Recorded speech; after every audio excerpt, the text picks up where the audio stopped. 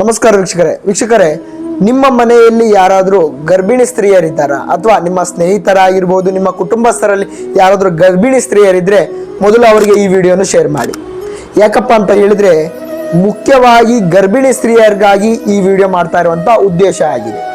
ಇದೇ ರೀತಿಯಾದಂಥ ಜ್ಯೋತಿಷ್ಯ ವಿಡಿಯೋಗಳಿಗಾಗಿ ನಮ್ಮ ಚಾನಲ್ನ ಫಾಲೋ ಮಾಡ್ಕೊಳ್ಳಿ, ಲೈಕ್ ಮಾಡಿ, ಶೇರ್ ಮಾಡಿ. ನಿಮ್ಮ ಮನೆಯಲ್ಲಿ ಏನಾದರೂ ಗರ್ಭಿಣಿ ಸ್ತ್ರೀಯರಿದ್ರೆ ಮೊದಲು ಅವರು ಮಲಗುವಂತ ಕೋಣೆಯಲ್ಲಿ ಒಂದು ಬೆಳ್ಳಿ ವಿಗ್ರಹವನ್ನು ಇಡಬೇಕಾಗ್ತದೆ. ಯಾವ ವಿಗ್ರಹ ಅಂತ ಹೇಳಿದ್ರೆ ಹಸುವು ತನ್ನ ಕರುವಿಗೆ ಹಾಲು ಉಣಿಸ್ತಾ ಇರುವಂತಹ ವಿಗ್ರಹವನ್ನು ಇಡಬೇಕಾಗ್ತದೆ. ಆ ವಸ್ತು ಒಂದು ಇಡೋದ್ರಿಂದಾಗಿ ಹುಟ್ಟುವಂತ ಮಗು ಕೂಡ ಸಾಕ್ಷಾತ್ ಪರಮಶಿವನ ಭಕ್ತನಾಗಿ ಹುಟ್ಟುತ್ತಾ ಇದೆ.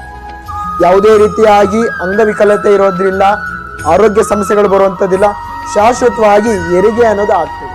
ಯಾಕಂತ ಹೇಳಿದ್ರೆ ಬೆಳಗ್ಗೆ ಎದ್ದ ಕೂಡಲೇ ಆ ವಿಗ್ರಹವನ್ನು ನೋಡೋದ್ರಿಂದ ಮನಸ್ಸಿಗೆ ಸುಖ, ಶಾಂತಿ, ನೆಮ್ಮದಿ ಅನ್ನೋದು ಸಿಗ್ತದೆ.